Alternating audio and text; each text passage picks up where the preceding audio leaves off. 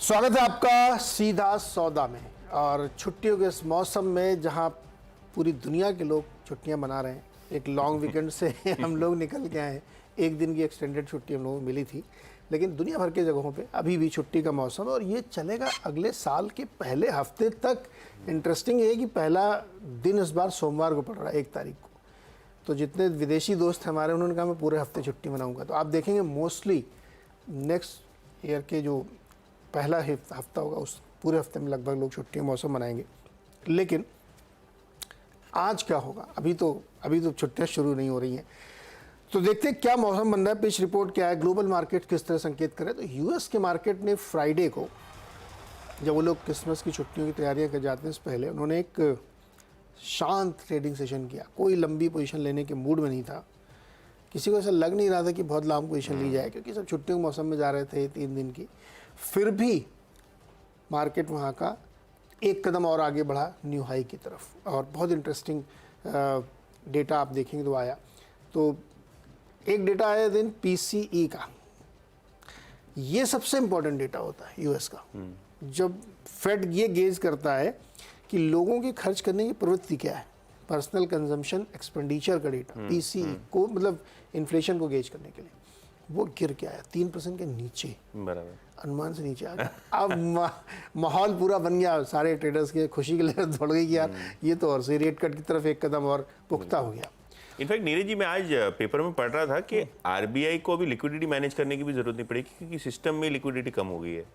तो आरबीआई जो बीच बीच में आके इंटरवेंशन करते थे। एक चीज आपने बहुत अच्छी कही, बात आपने छेड़ दी, तो मैं इस पर एक लाइन बोलूंगा।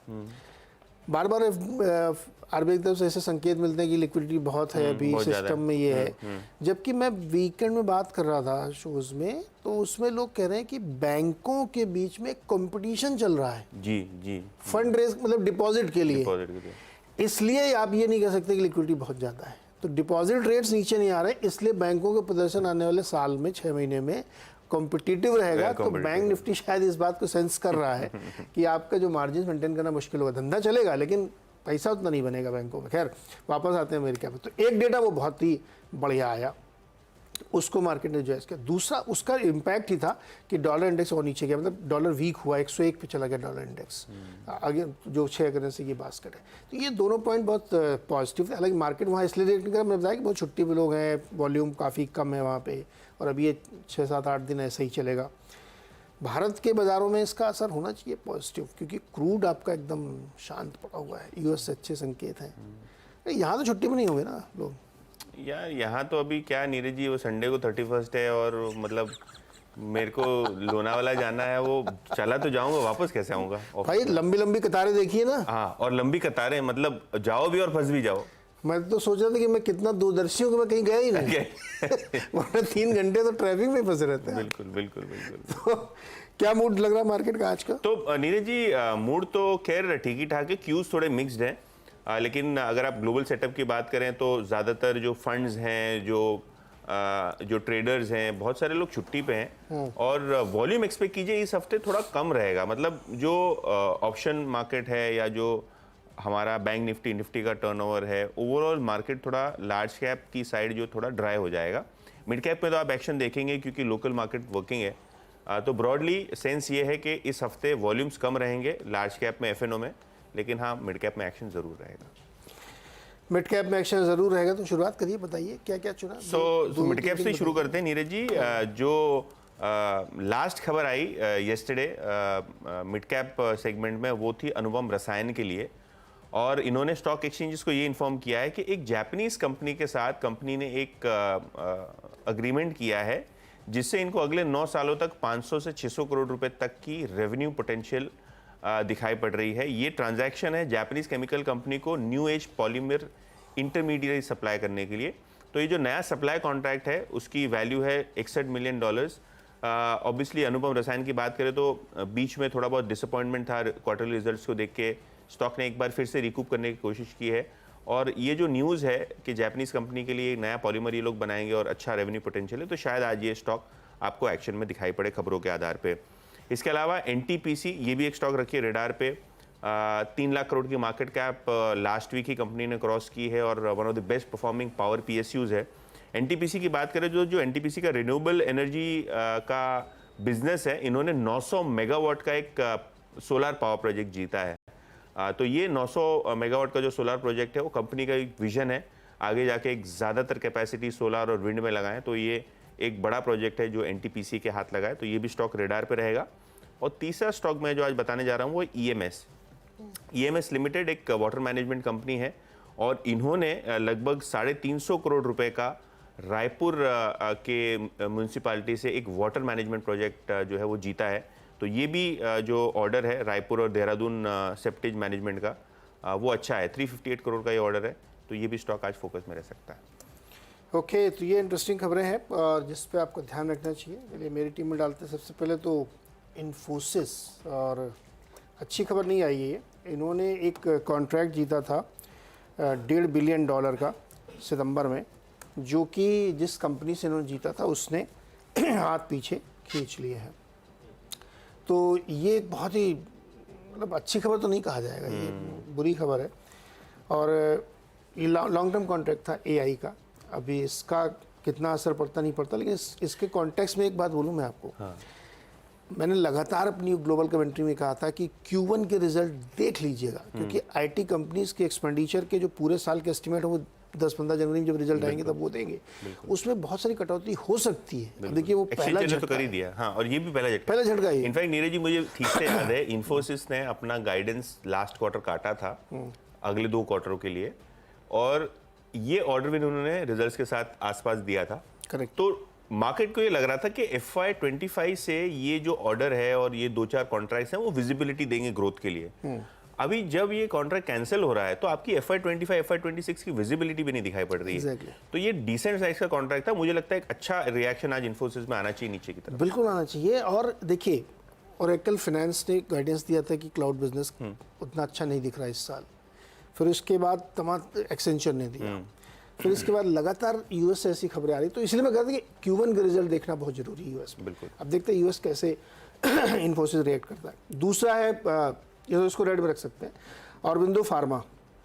अब इनके लिए भी अच्छी खबर नहीं। इनकी जो है न्यू जर्सी मैन्युफैक्चरिंग जो यूनिट है उसमें US FDA ने जाँच की और उसमें 10 आपत्तियाँ इनको दी हैं, जो जिसको इनको जवाब देना है।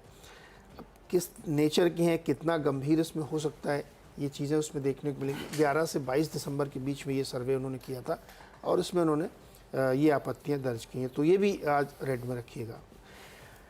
तीसरा स्टॉक है जाइडस लाइफ, और इसमें भी US FDA ने जांच की अहमदाबाद के एक यूनिट में इनके, और इनको जो है आपत्तियां दर्ज की हैं 6। हालांकि उसमें एक चीज़ निकल के आ रही है कि डेटा इंटीग्रिटी का कोई इशू निकल के नहीं आया है, लेकिन अभी एग्जैक्टली इसका क्या इम्पैक्ट होगा ये तो आने वाले समय पे ही पता चलता है। लेकिन ये भी एक नेगेटिव खबर आप मान के चल सकते हैं। तो आज शुरुआत की 3 खबरें रेड में। हाँ, और क्योंकि ये आप गुजरात की बात कर रहे हैं तो मैं भी गुजरात की बात कर रहा हूँ। ओके। तो ये लॉन्ग वीकेंड में गुजरात में भी था और बहुत अच्छी खबरें आ रही हैं गुजरात के लिए। बहुत ही अच्छी खबर ये गिफ्ट सिटी में जो है अब आपको पार्टी करने की अनुमति मिलेगी। हाँ, तो बढ़िया मामला बनेगा रैडिको खैतान के लिए, यूनाइटेड ब्रूवरीज के लिए, यूनाइटेड स्पिरिट्स के लिए। वाइन एंड डाइन का कॉन्सेप्ट गुजरात सरकार ला रही है। तो आपका अगर कोई कस्टमर या कोई क्लाइंट अगर गिफ्ट सिटी में आता है और कंपनी एम्प्लॉय उसको अकम्पनी करता है, तो कंपनी के एम्प्लॉय को भी जो है वो पार्टी करने की छूट मिलेगी। और आप भी जब जाएंगे गुजरात में नीरज जी, तो बढ़िया आपको चकली, चिवड़ा, 2-4 यूनाइटेड स्पिरिट्स के प्रोडक्ट्स जो है वो दिए जाएंगे। नहीं, तो पहले क्या था कि मतलब जो विजिटर है उसके लिए अलाउड था, लोकल के अलाउड नहीं था। लोकल को अलाउड नहीं था। और अगर आप एक आउट स्टेशन पर्सन है, जैसे मैं बॉम्बे से अगर चले जाता हूँ, मेरे पास एक वहाँ का मतलब बॉम्बे का एक वैलिड रेजिडेंसी एड्रेस का प्रूफ हो, तो मैं परमिट खरीद सकता था। एक स्पेसिफिक टाइम पीरियड में आप परमिट खरीद सकते हैं लोकल गवर्नमेंट के थ्रू, और आप अल्कोहल खरीद सकते हैं वहाँ। ओके। गिफ्ट सिटी में जो है वो पूरी तरीके से दारूबंदी थी, मतलब वहाँ अल्कोहल सर्व ही नहीं होता था। और अब ये रूल जो है वो बनाया इसीलिए गया है ताकि एक ग्लोबल फाइनेंशियल सेंटर की रूपरेखा इसको दी जाए। गिफ्ट सिटी में आई क्लब, होटल में भी आपको अल्कोहल मिलेगा, आपको रेस्टोरेंट में भी आपको जो है अल्कोहल सर्व किया जाएगा। और मोस्ट इम्पॉर्टेंटली अगर हम बात करें, एक कंडीशन है केवल कि आप बॉटल नहीं खरीद सकते, आपको खरीदना है बाहर में ही जाना। हाँ 30-60। रेस्टोरेंट वालों का भी ध्यान रखा गया है। रेस्टोरेंट वालों का तो ध्यान रखा गया है। ऑब्वियसली इसके बाद क्या हुआ नीरज जी, इसके बाद एक और फायदा हुआ है कि जैसे अभी सूरत का डायमंड बोर्स है, वो भी कहते हैं कि हम इतना बड़ा एक्सपोर्टिंग हब है, हमारे यहाँ भी क्लाइंट्स आते हैं, हमारे यहाँ भी देश विदेश से लोग आते हैं, तो हमको भी शुरू करके दो। 2-4 कॉटन एसोसिएशन ने कहा है कि भाई हमारे यहाँ भी एक्सपोर्ट का मार्केट है, हमको भी अलाउ करिए। तो ऑटो हब वाले में भी आते होंगे, टेक्सटाइल वाले में भी आते होंगे। तो बहुत सारी जगह पे जो है वो शुरू हो गया। तो ये रेडिको, यूनाइटेड स्पिरिट्स और मोरबी वालों ने क्या अपराध किया? हाँ, मोरबी वो तो टाइल सेंटर है, वो तो ज्यादा ये एक्चुअली गांधीनगर मतलब गिफ्ट सिटी की सफलता के लिए बहुत जरूरी था। हाँ जरूरी है, थोड़ा ग्लोबली एक्सेप्टेबिलिटी लाने के लिए। तो ये है। और आपके पास अगर टीम प्लेयर में कोई कम हो तो भिखाजी आप ले लीजिएगा। भिखाजी हो गए आपके तीन हो गए मेरे। तो तीनों 6 हो गए। अच्छा, चौथा मेरे में जो है वेदांता की खबर दरअसल कंपनी के साइज के हिसाब से तो बहुत बड़ी नहीं है, लेकिन ये खबर तो है ही है। इनको 84 करोड़ का एक जीएसटी नोटिस मिल गया है, और ये नोटिस FY 17-18 के साल के लिए मिला है। इनकी जो यूनिट बाल्को है, जो उन्होंने सरकार से खेली थी, वो इन्हीं की यूनिट है, उसको मिला है। और तमाम इसमें चीज़ें कही गई हैं। तो पता नहीं आगे, चूँकि 17-18 का ये है 84 करोड़ का, तो आगे भी पता नहीं क्या हो सकता है।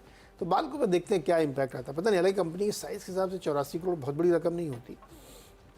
5वां stock JSPL, Jindal steel and power है। इसमें खबर ये आ रही है कि ये राष्ट्रीय इस्पात निगम जो है RINL, उसके साथ ब्लास्ट फर्नेस 3 के लिए इन्होंने एक MOU साइन किया है, और इनको जो है 2 lakh ton hot metal per month supply होगा। तो ये एक अच्छी खबर है JSPL के लिए। अच्छा, JSPL और सेल, इन सब के लिए एक खबर मैं और बता देता हूँ, वैसे वो कॉन्टेक्स्ट में डालने के लिए खाली। रेलवे जो है अगले 10 साल में 50,000 किलोमीटर की नई ट्रैक डालेगा, और उसमें 3 लाख करोड़ रुपए खर्च होंगे। और ये बिल्कुल ग्रीन फील्ड नए ट्रैक डाले जाएंगे, और हाई स्पीड ट्रेन के लिए होंगे, जिससे कि जल्दी ट्रेनें चल सकें। तो ये JSPL रेल का बहुत बड़ा प्लेयर, रेल मतलब पटरी को रेल कहते हैं टेक्निकल लैंग्वेज में, तो रेल का बहुत बड़ा प्लेयर JSPL है, सेल है, बाकी JSW और ये सब भी हैं, लेकिन ये JSPL वगैरह काफ़ी बड़े, इनको तो गल्फ से बहुत कॉन्ट्रैक्ट मिलते हैं। तो इसको खबर को ध्यान में रखना चाहिए, JSPL के लिए भी ये अच्छी है। फिर 6वां स्टॉक है अदानी विल्मर।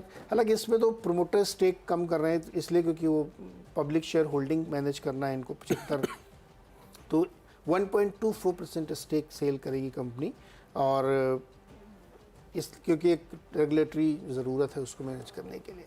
तो देखते हैं इसमें क्या असर होता है। अडानी विल्मर को भी आपको रडार में रखना चाहिए। तो ये हो गए 6 मेरी भी टीम के। एक छोटा सा ब्रेक के बाद अगले 4 स्टॉक्स।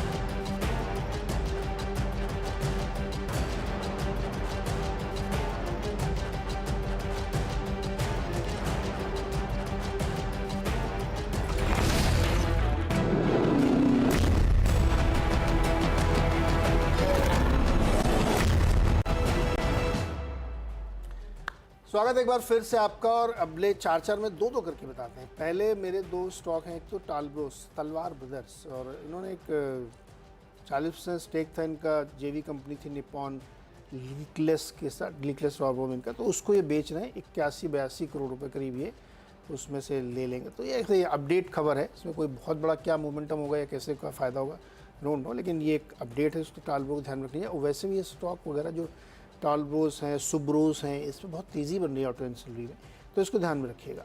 8वां स्टॉक है यूपीएल ने 4200 करोड़ रुपए रेस करने की तैयारी नहीं हुआ है, राइट? बहुत बड़ा साइज नहीं है, ये बड़ा साइज है नीरज जी। और इन्होंने 2022 में 1100 करोड़ का बायबैक किया था।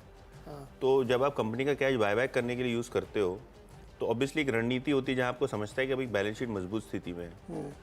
अब आपने इक्विटी जो है वो खरीदी, और अब आप इक्विटी डाइल्यूट करने आ गए मार्केट में 4200 करोड़ के राइट्स इशू के साथ। इसके अंदर 2 प्रॉब्लम है। एक तो मैं जो समझता हूँ वो इनकी इन्वेंट्री का बहुत बड़ा प्रॉब्लम है, क्योंकि चाइना से जो इतनी डंपिंग हो रही है ना, प्राइसिंग पे बहुत ज़्यादा प्रेशर है और पिछले 2 क्वार्टर के रिजल्ट में दिख रहा है कंपनी ने गाइडेंस भी काटा Q2 में। तो ये एक फाइनेंशियल इशू है। दूसरा सबसे बड़ा इशू बैलेंस शीट का है, वो ये है कि आप जब US डॉलर डेट बाजार में रीफाइनेंसिंग करने के लिए जा रहे हैं, करंटली आपका जो कॉस्ट ऑफ फंड है वो 2-2.5-3% है, आप रीफाइनेंस करने जा रहे हो तो 6, 9, 10, 12% तक रीफाइनेंस नहीं हो पा रहा है डॉलर डेट, क्योंकि वहाँ ब्याज दरें इतनी बढ़ गई हैं। तो आपका जो इंटरेस्ट कॉस्ट है जो पहले 1000 करोड़ होता था वो 3000-4000 करोड़ हो जाएगा अगर आप इसको महंगा रीफाइनेंस करेंगे तो मुझे लगता है अब कंपनी ये समझ गई है कि फाइनेंशियल्स और जो कंपनी की परफॉर्मेंस है वो शायद प्रेशर में रह सकती है अगले 2-4-6 क्वार्टर में, क्योंकि ओवरऑल इंडस्ट्री पे प्रेशर है इन्वेंट्री का। तो सबसे इजी तरीका डेट कम करने का वो राइट्स इशू, तो 4200 करोड़ का बड़ा राइट्स इशू इन्होंने अनाउंस किया। और मुझे था ना कि एक न्यूजीलैंड या ऑस्ट्रेलिया की कंपनी ने रेस किया था डॉलर डेट 12%, तभी एक आ गया था भाई इतनी ऊंची बॉडी में सर्वाइव करना मुश्किल हो जाएगा। तो ये इनके सामने भी चैलेंज आ रहा था। खैर देखते हैं इसको, इसलिए UPL को यहाँ पे रखा है। KPIT टेक नहीं, अच्छा चलो KPIT टेक बता देता हूँ मैं आपको। KPIT टेक्नोलॉजीज ने 13% एन ड्रीम करके कंपनी उसमें लिया है। और ये तो यार वैसे ही बहुत फ्लेवर्ड वाला स्टेज है, इसमें ध्यान रखते क्या होता है। पेटीएम, खबरें पूरे संसार में आ गई हैं कि 1000 लोगों को इन्होंने फायर कर दिया है। बिल्कुल, बड़ा फिगर है ये, बहुत बड़ा नंबर, बड़ा फिगर। पेटीएम के हिसाब से 1000 लोगों की छटनी काफ़ी बड़ा नंबर है। इनके बुरे दिन हमको तब शुरू हुए जब RBI ने कहा वेट बढ़ाया था अनसिक्योर्ड लोन पे। उसके बाद इन्होंने कहा 50,000 से कम का लोन हम कम फोकस करें। मतलब इसके क्या मतलब इनके बिजनेस मॉडल पे नीरज जी बहुत बड़ा इंपैक्ट है। इनफैक्ट जिस दिन खबर आई थी उस दिन 5-6% गिरा था, बाजार को शायद एहसास नहीं हुआ और अगले दिन सीधे 20% नीचे खुला स्टॉक, 20%। और ये वाइडली इंस्टीट्यूशनल है, हेल्ड कंपनी है। अलीबाबा यहाँ शेयर बेचते हैं, सॉफ्टबैंक यहाँ शेयर बेचते हैं, तो सेलर की कोई कमी नहीं और न्यूज़ की कोई कमी नहीं, ये हमेशा स्टॉक न्यूज़ में रहता है। 1-1.5 करोड़ अभी इनकी जो नोटिस पड़ी हुई है BSE में, मैंने देखा शायद इसके मानो कोई नोटिस नहीं दी उन्होंने। जो लास्ट नोटिस पड़ी वो सॉफ्टबैंक की है कि उन्होंने 1.5 करोड़ शेयर बेचे हैं और इससे पहले ही बेचे थे। तो पता नहीं, ये बहुत चैलेंजिंग एनवायरनमेंट में आ गए हैं ये। और जो इनका कोर बिजनेस है 10-20 हज़ार 30 हज़ार 50 हज़ार लोन देने वाला, अगर उसी पे बादल मंडरा रहे हैं और उस पर फोकस नहीं, तो 5 लाख का लोन लेने पेटीएम के पास क्यों जाएंगे? सही बात है, SBI से ले लेंगे ना। और इनफैक्ट RBI ने बहुत बेहतरीन तरीके से एक बात बताई है कि जो हाउस होल्ड डेट है उसको कंट्रोल में रखना है। मतलब लोग ऐप पे 5,000, 10,000, 20,000 का लोन लेते हैं और मोबाइल खरीदना तो लोन लेते हैं, तो मुझे लगता है ये बहुत लेवरेज का कंसर्न था RBI का और इसको सही तरीके से RBI ने एड्रेस किया है। और इसके चक्कर में बहुत सारी कंपनियों का बिजनेस मॉडल जो है अभी क्वेश्चन में आ गया, इंक्लूडिंग पेटीएम। ओके, तो पेटीएम को रेड में रखिएगा। आज मुझे लगता है सीवियर प्रेशर आ सकता है पेटीएम में। पिछली बार भी 18-20% नीचे खुला था ये। बताइए आपके। बिल्कुल, तो 2 स्टॉक्स जो फोकस में हैं, रेड में रखूंगा इनको। उनको अगर हम न्यूज़ के आधार पे देखें तो पॉलीकैब सबसे पहले अगर हम बात करें तो इनके जो एक्सचेंज अनाउंसमेंट है उसमें अभी उन्होंने अपडेट दिया है कि इनकम टैक्स डिपार्टमेंट ने इनके बहुत सारे प्रेमाइसेस में और प्लांट्स में सर्चेस करना शुरू कर दिया है और वो सर्चेस अभी भी जारी हैं। तो ऐसा नहीं है कि जो पिछले हफ्ते की न्यूज़ थी कि भाई सर्च करने आए हैं तो सारा मामला सलट गया। इस हफ्ते की शुरुआत में भी जो है इनकम टैक्स की जो सर्चेस जारी थी, अगर आप न्यूज़ रिपोर्ट को बिलीव करें तो 50 लोकेशन से ज़्यादा जो है वो इनकम टैक्स के लोग छानबीन कर रहे हैं पॉलीकैब के ऊपर। तो ये एक मामला सीरियस बन सकता है। फ्राइडे को एक रिएक्शन था 3-4-6% का, लेकिन आज भी शायद स्टॉक प्रेशर में रह सकता है क्योंकि एक जो लोकेशन जो है और जो डिटेल्स निकल के आ रही हैं और कंपनी का भी ये जो एक्सचेंज पे नोटिफिकेशन आया है उससे ये वीकनेस कंटिन्यू रह सकती है। तो पॉलीकैब रखिए रेडार पे, इनकम टैक्स डिपार्टमेंट अभी भी इनके यहाँ सर्च कर रहा है। दूसरा जो स्टॉक है IT में वो भी फोकस पे रखिए, विप्रो। IT इंडेक्स फ्राइडे को 2% ऊपर था, विप्रो का शेयर 7% तक ऊपर चला गया था। एक बाजार में स्पेकुलेशन था और मीडिया में एक रिपोर्ट चल रही थी कि शायद जो संजय जलोना जी हैं जो एक्स LTI माइंट्री के CEO और MD रह चुके हैं, वो शायद कंपनी को ज्वाइन कर सकते हैं सीनियर मैनेजमेंट में। जब मीडिया क्वेरी CNBC आवाज़ ने भेजी विप्रो को कि भाई ऐसा कुछ चल रहा है, तो विप्रो ने सारी तरीके से इसको खारिज कर दिया है। उन्होंने कहा है कि ये जो न्यूज़ है कि संजय जलोना जी विप्रो ज्वाइन करेंगे वो यूनिवोकली उसको डिनाई करती है और ये सारा रूमर है। जलोना जी ने भी यही कहा है मनी कंट्रोल को, ये सारा रूमर है। तो शायद ये स्टॉक जो 7-8% फ्राइडे को चढ़ा हुआ था, आज एक प्रेशर के साथ खुले। ऐसे भी नीरज जी ने बताया कि जो आईटी में इन्फोसिस है वहाँ प्रेशर रह सकता है, तो विप्रो भी एक स्टॉक है जहाँ आपको थोड़ा बहुत प्रेशर देखने को मिल सकता है। तो पॉलीकैब और विप्रो रेड में लेके चल रहा हूँ। और दूसरे जो स्टॉक्स रेडार पे रखने हैं वो है नाल्को और हिंदुस्तान कॉपर, क्योंकि ये कंपनी जो है उनका एक जॉइंट वेंचर है जिसका नाम है खनिज विदेश। नीरज जी, इंटरेस्टिंग डेवलपमेंट है, अर्जेंटीना में शायद इनको 5 लिथियम के ब्लॉक एलोकेट हो सकते हैं और भारत सरकार लिथियम एक्सप्लोरेशन के लिए अर्जेंटीना के साथ एक 200 करोड़ रुपए का निवेश भी कर सकते हैं। तो ये एक न्यूज़ रिपोर्ट जो है वो आ रही है और ये पूरा का पूरा जो एलोकेशन है वो लगभग फाइनलाइजेशन के स्टेज पे है। जो न्यूज़ रिपोर्ट आई है उसके अंदर माइन मिनिस्ट्री के एक अधिकारी को कोट किया गया है कि बहुत जल्द ये लिथियम की जो माइन है वो एलोकेट हो जाएगी खनिज विदेश को, जिसका फ़ायदा नाल्को हिंदुस्तान कॉपर को होगा, क्योंकि ये दोनों कंपनियों का मेजॉरिटी स्टेक है। और ऑब्वियसली अगर हम नाल्को की बात करें या हिंदुस्तान कॉपर की बात करें तो ऐसे भी ये दोनों स्टॉक्स जो है ज़बरदस्त मोमेंटम है, क्योंकि एल्यूमिनियम कॉपर के दाम ग्लोबल मार्केट्स में अच्छी तरीके से रिकवर हो गए हैं। तो शायद ये एक रीज़न है जो आउट परफॉर्मेंस का कारण बन सकती है, क्योंकि लिथियम एक बड़ी अपॉर्चुनिटी है और ग्लोबली सबसे बड़ा जो लिथियम रिजर्व है शायद अर्जेंटीना में है, तो इसका फ़ायदा हिंदुस्तान कॉपर और नाल्को को हो सकता है। अभी तो अपने यहाँ भी माइनिंग के वो होने वाले हैं। हाँ, वो ऑक्शन भी तो है, वो ऑक्शन है और वो जो सर्वे है उसके बेसिस पे नीरज जी, लेकिन यहाँ तो लगभग मतलब एक बड़ी ग्लोबल माइनिंग हब है लिथियम की अर्जेंटीना। तो देखते हैं कैसे होता है ये शेप अप। लेते हैं छोटा सा ब्रेक नीरज जी, और आते ही टीम का रैपअप करेंगे। ब्रेक के बाद स्वागत है सीधा सौदा में और 10 स्टॉक्स का रैपअप लाते हैं आपके स्क्रीन पे। सबसे पहले अनुपम रसायन, जापानीज कंपनी से इनको 500 करोड़ रुपए का कॉन्ट्रैक्ट मिला है, स्टॉक रहेगा फोकस में। एनटीपीसी इनकी एक सब्सिडरी को 900 मेगावाट का सोलर प्रोजेक्ट जो है वो अवार्ड हुआ है। ईएमएस लगभग 350 करोड़ से थोड़े ज़्यादा का रायपुर और देहरादून गवर्नमेंट से इनको एक प्रोजेक्ट हाथ लगा है वाटर मैनेजमेंट का। इसके अलावा लिकर स्टॉक्स आज फोकस में रहेंगे। ऑब्वियसली 31 दिसंबर भी है नज़दीक में और गुजरात के गिफ्ट सिटी में अब आपको अल्कोहल सर्व होगा, तो United breweries, United spirits, Reddy को खैतान रखिए अपने रेडार पे। तीनों स्टॉक्स ग्रीन में लेके चल रहा हूँ। इसके अलावा विप्रो और पॉलीकैब, ये दोनों स्टॉक्स आज प्रेशर में रह सकते हैं। पॉलीकैब में इनकम टैक्स की सर्चेज अभी भी जारी हैं न्यूज़ रिपोर्ट्स के हिसाब से और एक्सचेंज फाइलिंग के हिसाब से। और आखिर में नाल्को और हिंदुस्तान कॉपर, अर्जेंटीना में खनिज विदेश जो ये दोनों कंपनी की जॉइंट वेंचर है, इसको 5 लिथियम ब्लॉक्स एलोकेट हो सकते हैं और इस न्यूज़ रिपोर्ट के बाद दोनों ही स्टॉक्स रहेंगे फोकस पे। चलिए इन्फोसिस से शुरुआत करते हैं। इन्फोसिस का एक बड़ा कॉन्ट्रैक्ट इनके एक क्लाइंट ने रद्द कर दिया है, तो रेड में रखिए। अरविंदो फार्मा को 10 आपत्तियां यूएसएफडीए ने दी हैं। जाइडस लाइफ को भी 6 आपत्तियां यहाँ पे दी हैं। साथ ही वेदांता को एक 85 करोड़ का जीएसटी नोटिस मिला है, तो ये एक दिक्कत की बात हो सकती है। जेएसपीएल ने कॉन्ट्रैक्ट किया है आरआईएनएल के साथ। साथ ही अदानी विल्मर में प्रमोटर स्टेक कम किया जाएगा। टालब्रोज को एक डाइवेस्टमेंट जो इनका था उसको अप्रूवल मिल गया। यूपीएल 4200 करोड़ रुपए का राइट्स इशू लेके आ रहा है, तो वो ध्यान पर रहेगा। केपीआईडी टेक ने भी एक छोटा एक्विजिशन किया। साथ ही पेटीएम ने बड़े पैमाने पर 1000 लोगों के ले ऑफ किया है, तो एक दिक्कत भरी खबर इनके लिए है।